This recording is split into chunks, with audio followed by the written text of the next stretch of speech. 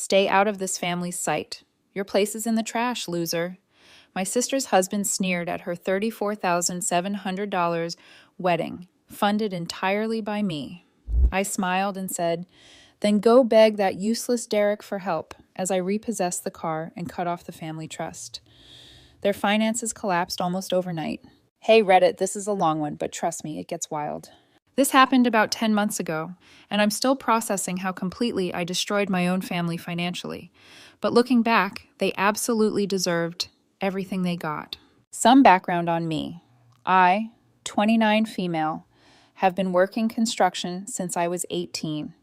Started as a general laborer making minimum wage, worked my way up, got my contractor's license, and now I run my own crew doing commercial renovations.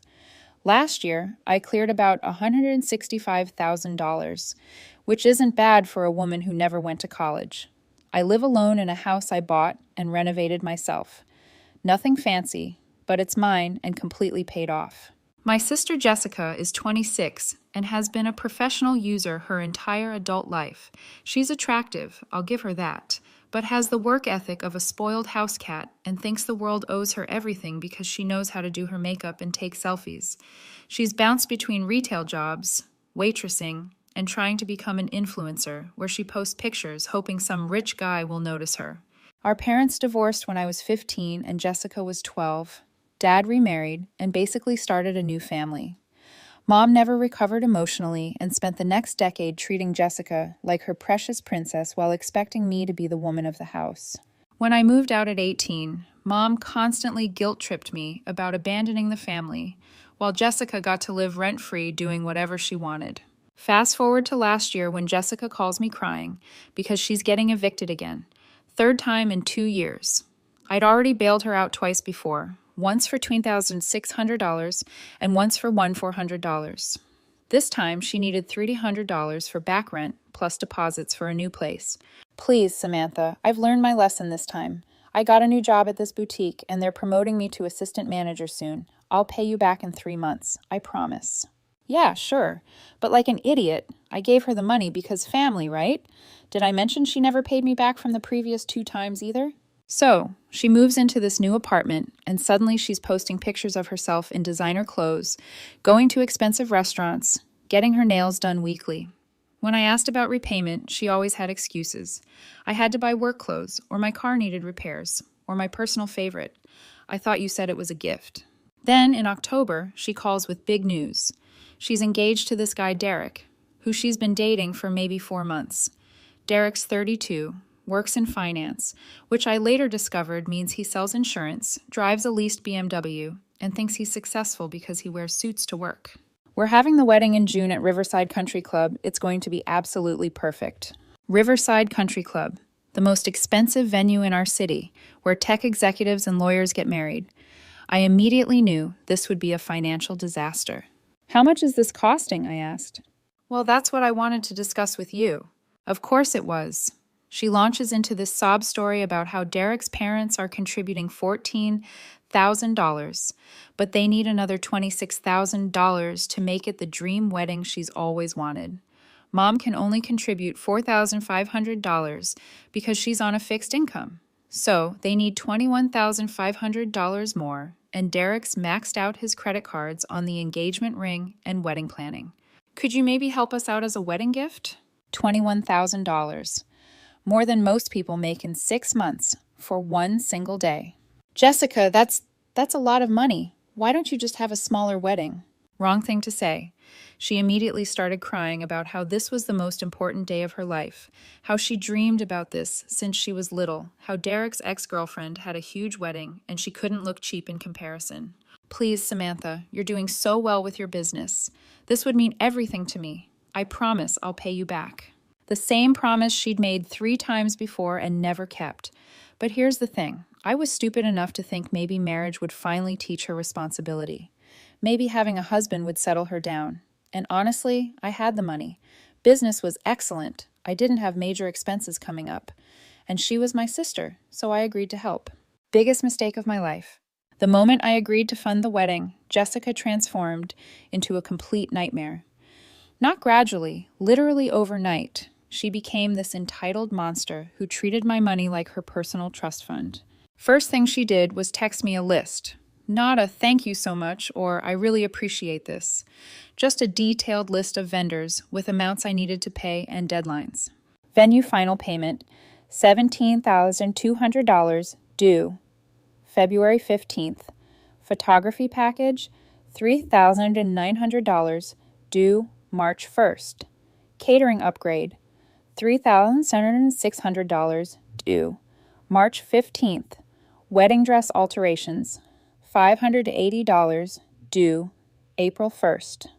Flowers, $1,950 due May 1st.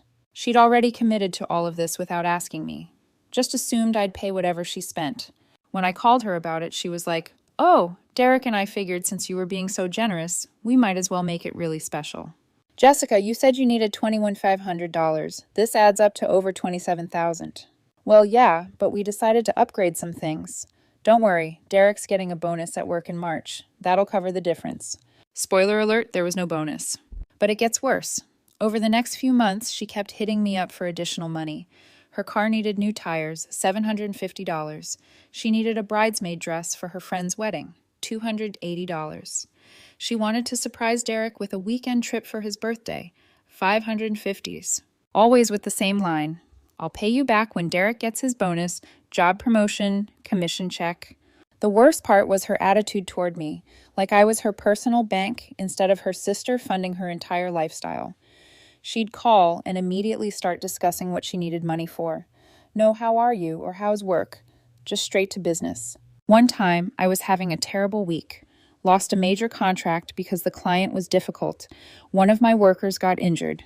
Truck needed expensive repairs. When Jessica called asking for another $380 for wedding favors, I mentioned I was stressed about work and money was tight that month. Her response? "Well, you committed to paying for my wedding, so you can't back out now. Besides, your problems aren't my problem." Her problems weren't my problem either, but here I was funding everything. Derek wasn't much better. Dude acted like I should be grateful for the opportunity to fund his wedding. Never said thank you, never offered to contribute, just treated it like I owed them something.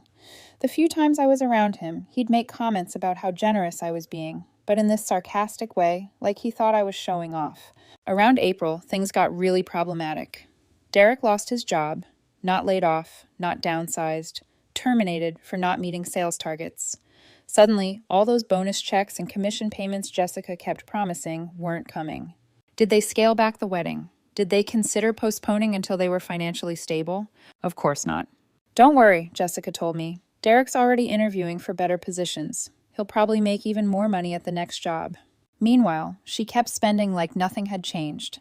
New outfits for wedding events, expensive dinners out, a $1,100 hair and makeup trial because the first one didn't capture her vision. By May, I'd paid out over $29,000, and she was still requesting more. The final straw was when she called wanting money for a bachelorette party in Miami. "It's only going to be like $2,300 for my share. Brittany's planning everything, and she booked this amazing house with a pool, and we're going to get bottle service at the clubs." Jessica, Derek doesn't even have a job right now. Don't you think a $2,300 party is excessive? "Oh my goodness, Samantha, you're being so negative. This is supposed to be the best time of my life. Why are you trying to ruin it?" That's when it really hit me. She didn't see this as my money. In her mind, I was just there to make her dreams come true, and any hesitation was me being selfish and mean. I paid for the bachelorette party because I'm an idiot who thought family meant something, but I was starting to document everything. Every receipt, every bank transfer, every text message where she promised repayment. Something told me I was going to need proof later. Thank goodness I did. June 15th, the day of Jessica's dream wedding that had cost me over $32,000 by the final count. I put on my best dress, bought an expensive bottle of champagne as an additional gift, and showed up ready to support my sister on her big day. The venue was absolutely gorgeous, I'll admit. Riverside Country Club overlooking the water, perfect weather, flowers everywhere. Must have looked incredible on Instagram. Everything I'd paid for looked exactly like the magazine pictures Jessica had been obsessing over for months. But something felt wrong from the start.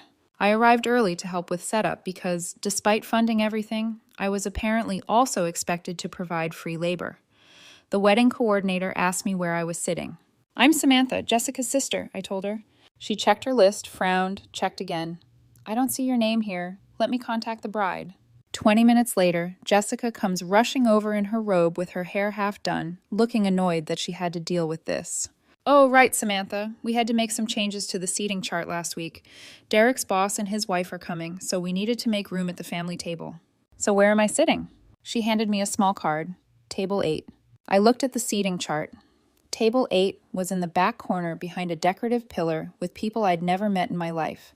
Meanwhile, Derek's coworkers, who I'd never seen before, were at table 2, right up front. "Jessica, I paid for this entire wedding. I think I deserve better than the back corner." "Don't be dramatic, Samantha. It's just for dinner. You'll barely notice." Just for dinner. At the wedding I'd paid $32,000 for, but I didn't want to cause drama, so I agreed and went to help move chairs or whatever task they had for me next. The ceremony itself was beautiful. Jessica looked stunning. Derek cleaned up nicely. They said their vows. Everyone cried. The usual stuff. I was genuinely happy for her in that moment, thinking maybe this was all worth it if it made her happy. Then came the reception. I'm sitting at table 8 with Derek's cousin's children and some random college friends of Jessica's, watching everyone else enjoy themselves at their properly placed tables. The food was excellent. It should be for $3,600. The band was great, another $2,100. And the flowers looked perfect. That $1,950 again. During the speeches, Derek got up and thanked everyone who made this magical day possible. He thanked his parents for their generous contribution, thanked the wedding party for their support, thanked his boss for giving him time off, the same boss who terminated him 2 months earlier but apparently hired him back, even thanked the caterers. Never mentioned me once, not a single word about the sister who paid for 85% of their wedding. After dinner, I was standing by the bar when Derek approached. He'd been celebrating since the ceremony and was feeling chatty. "Great party, right?" he said, putting his arm around my shoulder like we were best friends. "Yeah, it turned out nice," I replied. "You know what's funny?" he said, getting closer and lowering his voice. "Jessica was so worried about money for this wedding. But it all worked out. Her sucker sister came through." He laughed like he just told the funniest joke in the world. "What did you just say?" "Oh, come on. Don't be sensitive. We all know you were trying to buy your way into being important. Mission accomplished, right? You got to feel like a big shot for a few months." I stared at him for a long moment, waiting for him to say he was joking or that he'd misspoken, but he just kept smiling that smug smile. "Derek, I paid for this entire wedding," I said. "And we're very grateful," he replied, but his tone was mocking. "Don't worry, we'll send you a nice thank you card." That's when Jessica appeared, looking gorgeous in her $2,200 dress that I'd paid for, and immediately noticed the tension. "What's going on?" she asked. "Your husband just called me a sucker for paying for your wedding," I said. I waited for her to get angry at him, to defend me, to show some appreciation for everything I'd done. Instead, she laughed. "Oh, Derek, you're terrible," she said, but she was still laughing. "Don't mind him, Samantha. He's had too much champagne." "So you think it's funny, too?" "I think you're being way too serious," she said. "It's my wedding day. Can we not do this right now?" That was it. That was the moment I realized I'd been played completely. To them, I wasn't family who'd made sacrifices to help. I was just some pathetic loser who'd thrown money at them so they'd let me hang around. I didn't make a scene, didn't yell or cause drama. I just said, "Congratulations on your marriage," and walked out. But as I was leaving, I heard Derek say to someone behind me, "Don't worry about her. She'll get over it. She needs us more than we need her." That's when I decided they were about to learn exactly how wrong they were. I went home and sat in my kitchen staring at a folder full of receipts and bank statements. Every payment I'd made for the wedding, every loan I'd given Jessica over the years, every time she'd promised repayment and didn't follow through. The numbers were staggering. Wedding expenses, $32,247. Previous loans never repaid, $700. Various emergencies over the years, $3,900. Total $43,247. $43,000. That's a new truck, a down payment on rental property, more than some people make in a year. And I just handed it over to someone who thought I was a sucker. My phone was blowing up with messages from the wedding. Mom asking where I went. Jessica wanting to know why I stormed out. Derek sending some ridiculous non-apology about how he was just joking around. I ignored all of them and started doing research. See, when you own a construction business, you learn about contracts, liens, and legal ways to recover money from people who think they can cheat you. I'd never had to use those skills on family before, but desperate times call for desperate measures. I spent the weekend going through everything. Jessica had signed a promissory note for the first $20,600 I'd loaned her. My lawyer had insisted on it after I got burned by a client. The other loans were documented in text messages where she'd promised repayment. The wedding expenses were trickier since I'd positioned them as a gift, but I had evidence that it was supposed to be a loan based on her repeated promises to repay me. More importantly, I started looking into Derek's financial situation. Remember how he'd been terminated and then supposedly rehired? Yeah, that was complete nonsense. I discovered through a contact who works in commercial real estate that Derek's new job was actually a commission-only insurance sales position with no base salary. Dude was basically unemployed but lying about it to maintain appearances. They were living in an apartment they couldn't afford, driving cars they couldn't afford, and their honeymoon to Europe, another $7,500, was being funded entirely by credit cards. Monday morning, I got a call from Jessica. Samantha, I don't understand why you left early. People were asking where you were. Did you tell them I was the sucker who paid for the wedding? Oh my goodness, Derek had too much to drink. He didn't mean anything by it.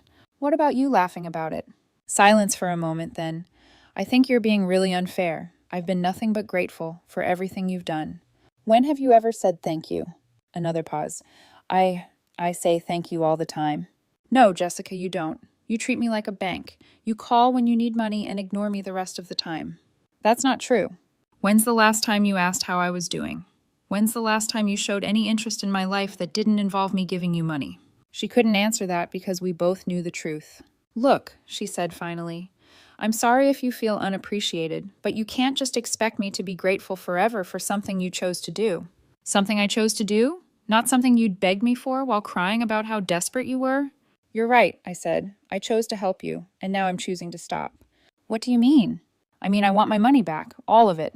She laughed like I'd told a joke. Samantha, you can't be serious. That money was a gift. No, it was a loan. You promised to pay me back multiple times. I have the text messages. I can't pay you back right now. We just spent everything on the wedding and honeymoon. Then you better figure it out. I hung up and immediately drove to my lawyer's office. My lawyer is this experienced guy who's helped me with business contracts and property deals for years. When I showed him all the documentation I had, he got this satisfied expression on his face. Samantha, your sister is in serious trouble, he said. The promissory note alone is enough to put a lien on any property she owns. The text messages about paying you back make the wedding expenses recoverable as loans, not gifts. And if she defaults, we can garnish her wages. How long does this process take? I asked. I can file the paperwork this week. She'll have 30 days to respond or pay up. Do it. 3 days later, Jessica called me screaming. What the heck, Samantha? A process server just came to my apartment. I told you I wanted my money back. I can't pay you $43,000. We don't have that kind of money. You should have thought about that before you called me a sucker. I never called you that. You laughed when Derek did. Same thing. I could hear Derek in the background yelling something about how I was out of my mind and how they were going to sue me for harassment. Good luck with that, I said. Your husband doesn't even have a real job. That's when Jessica really lost it. She started screaming about how I was destroying her marriage, how I was a bitter loser who couldn't stand to see her happy, how she was going to tell everyone what a psycho I was. Tell whoever you want, I said. Just make sure you also tell them how much money you owe me. I hung up and blocked her number. The next few weeks were chaos. Mom called crying about how I was tearing the family apart over money. I reminded her that Jessica had been taking money from me for years and never paying it back. But apparently that didn't matter because family helps family. Then where was the family when I was working 70-hour weeks to build my business? I asked. Where was the family when I needed help? That's different, Mom said. I'm successful because I worked for it, not because someone handed it to me. She hung up on me. Jessica tried reaching out through mutual friends, painting me as this obsessive, greedy person who was demanding money back from a wedding gift. But I'd anticipated this and had already shown the promissory notes and text messages to a few key people. Hard to play victim when there's written proof that you borrowed money and never paid it back. The real fun started when Derek's parents discovered their son had been lying about his job. Turns out they'd been bragging to their friends about their successful new son-in-law and his finance career. When word got around that he was actually unemployed and getting sued for $43,000, they were mortified. Jessica called me from her mother-in-law's phone since I'd blocked her, begging me to work something out. "We can pay you back in installments," she said, "like $500 a month." $500 a month for 86 months, that's over 7 years. Jessica, we'll pay interest. I don't want installments. I want my money back now. We don't have it. Then sell something, downsize, get real jobs, figure it out. The court date was set for 6 weeks after I filed. During that time, Jessica and Derek tried everything to avoid paying. They claimed the wedding expenses were gifts. Text messages proved otherwise. They said I was lying about the amounts. Bank records proved otherwise. They even tried to argue that I could afford to lose the money, so it didn't matter, which isn't how loans work. Their lawyer, some budget attorney they found online, basically told them they were in serious trouble and should try to settle. That's when things got really interesting. 2 weeks before the court date, Derek's insurance sales job fell through. Turns out when you have no experience and a pending lawsuit, companies don't want to hire you for commission-only positions that require your own leads and networking. Jessica, meanwhile, had been working part-time at a boutique, making maybe $1,100 a month, nowhere near enough to cover their $2,300 rent, car payments, credit cards, and basic living expenses. I heard through the grapevine, Mom, who couldn't help herself from keeping me updated despite being mad at me, that they'd asked Derek's parents for help. His parents offered to let them move in temporarily, but weren't willing to pay their debts. Smart people. Then Jessica tried a different approach. She showed up at my job site one afternoon while I was finishing up a bathroom renovation for a high-end client. "Samantha, please, we need to talk," she said. I was not happy about her bringing drama to my workplace, but I stepped outside to avoid making a scene in front of my client. "You've got 5 minutes," I said. "Look, I know you're angry, and you have every right to be. Derek was completely out of line at the wedding, and I should have stood up for you." Finally, something resembling an apology. "But please," she continued, "can't we work something out? I'll pay you back, I swear. It might take a while, but I'll get a better job. Derek's looking for work. We'll make it happen." "You've made that promise before, Jessica, multiple times." "This is different. I understand now how much I've taken advantage of you. I was spoiled and selfish, and I'm sorry." She was crying real tears, looking genuinely remorseful. For a moment, I almost felt bad for her. "If I drop the lawsuit," I said, "what guarantee do I have that you'll actually pay me back this time?" "I'll sign whatever you want. Legal documents, payment schedules, whatever makes you feel secure." I thought about it for a minute. Maybe she really had learned her lesson. Maybe getting sued had scared her enough to take this seriously. "I want $5,000 by the end of the month as a good faith payment," I said. "Then $2,000 a month after that until it's paid off, all documented legally." Her face fell. "Samantha, we don't have 5,000. We barely have 500. "Then get it. Sell your jewelry. Sell Derek's BMW. Get a loan from someone else. Figure it out. You know we can't get approved for a loan with our credit." "Not my problem. What if we could do $1,000 up front and then $1,500 a month?" "Jessica, you make $100 a month and Derek makes nothing. Where exactly is this $1,000 going to come from?" She started crying harder. "I don't know, but please don't take this to court. It'll ruin our credit. Derek won't be able to get a good job. We'll lose our apartment." "Maybe you should have thought about that before you spent money you didn't have on a wedding you couldn't afford."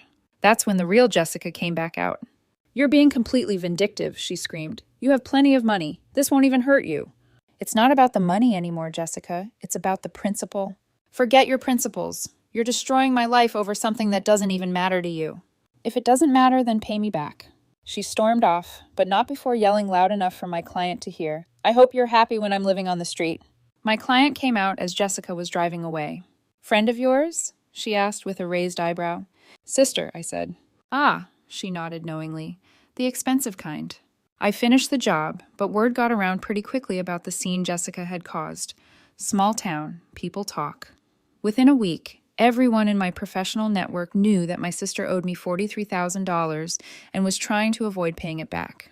The court date arrived. Jessica and Derek showed up with their discount lawyer, looking like they were attending a funeral. Their strategy was basically to throw themselves on the mercy of the court and hope the judge would feel sorry for them. Didn't work. The judge took one look at the evidence, the promissory note, the text messages, the bank records, and ruled in my favor for the full amount, plus court costs and interest. Total judgment, $46,800. Jessica burst into tears in the courtroom. Derek just sat there looking defeated. Your Honor, their lawyer said, my clients would like to request a payment plan. They can work that out with the plaintiff, the judge said. Next case. Outside the courthouse, Jessica was sobbing while Derek paced around looking like he wanted to punch something. You happy now? Derek asked me. You've officially ruined our lives. No, I said. You ruined your own lives by spending money you didn't have, and then treating me like garbage when I tried to help. We'll appeal this, he said. With what money? I asked. You can't even afford the lawyer you have. That's when I played my final card. By the way, I told Jessica, since you can't pay the judgment, I'll be placing liens on any assets you own. That includes your car, any bank accounts, and future wages. Oh, and Derek, good luck getting hired anywhere with a $46,800 judgment on your credit report. I walked away while they were still processing what I just said. The best part? I wasn't even done yet. 3 months after the court judgment, Jessica and Derek's world had completely collapsed. Derek couldn't get hired anywhere decent because the background check always showed the judgment. Jessica had been forced to quit her boutique job and take a position at a call center that paid $10 an hour because I'd garnished her wages at the boutique. They had lost their apartment and moved in with Derek's parents, which lasted exactly 2 weeks before his dad kicked them out. Apparently, Derek and his father got into a screaming match about financial responsibility and making better choices. Since then, they'd been staying in a studio apartment in the worst part of town, driving a beat-up Honda Civic they'd bought for $20,800 after I had Derek's BMW repossessed to satisfy part of the judgment. Mom had tried to guilt me into dropping the whole thing multiple times, but I stood firm. They made their choices, I kept telling her. Now they have to live with the consequences. The turning point came on a Tuesday in October. I was at home watching the game when someone started pounding on my door like the house was on fire. I looked through the peephole and saw Jessica standing there in clothes I recognized from high school, looking like she hadn't slept in days. I opened the door and she immediately collapsed into tears. Samantha, please, I'm begging you. We'll lose everything if you don't help us. What are you talking about? Derek's dad co-signed our apartment lease. If we get evicted, it'll destroy his credit too. And he's threatening to sue us for damages. We need $20,600 by Friday or we're out. I let her in because she looked genuinely desperate. Her hair was unwashed. She'd lost probably 20 pounds. And she had dark circles under her eyes like she'd been crying for weeks.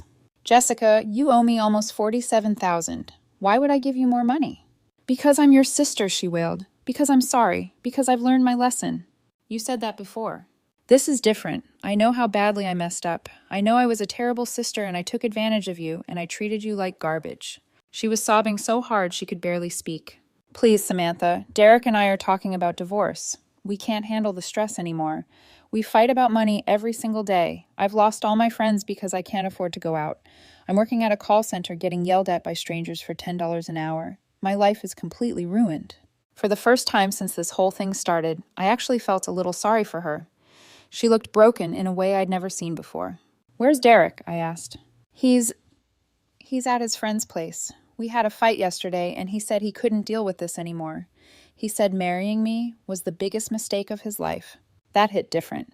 Whatever I thought about Derek, hearing that your husband regrets marrying you has got to hurt. What exactly are you asking me to do? Drop the judgment, she said immediately. Please, I know I owe you the money, and I swear I'll pay you back somehow, but having that hanging over us is making it impossible to get jobs or rent apartments or do anything. Derek's talking about filing bankruptcy just to get out from under it. And why would I do that? Because... She struggled for words. Because I'm begging you. Because I'm admitting you were right about everything. Because I'm promising to be a better sister if you give me this chance. I sat there looking at her for a long moment. Part of me felt vindicated. She was finally admitting everything I'd said about her being selfish and entitled. But another part of me felt like maybe I'd made my point, and it was time to ease up. Here's the deal, I said finally. I'll drop the judgment, but you have to agree to some conditions. Her face lit up with hope. Anything, whatever you want. First, you pay me back $500 a month starting immediately, not $200. Not when you can afford it. $500 every month on the same date. Okay, yes. Second, Derek gets a real job with a steady paycheck within 60 days. Not this commission stuff. I'll make sure he does. Third, no more asking me for money ever, for any reason. Emergency, non-emergency, doesn't matter. You figure it out on your own. I understand. And fourth, I said, you apologize to me publicly. Post on Facebook, Instagram, wherever. Tell everyone exactly what happened and how you were wrong. She hesitated at that one. Samantha, that's really embarrassing. Not as embarrassing as getting evicted because you can't afford rent. Okay, she said quietly. I'll do it.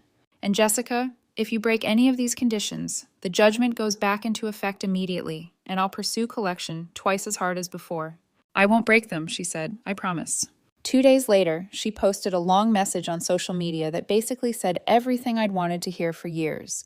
How she'd taken advantage of my generosity, how she'd been spoiled and entitled, how she was sorry for treating me badly, and that she was committed to making things right.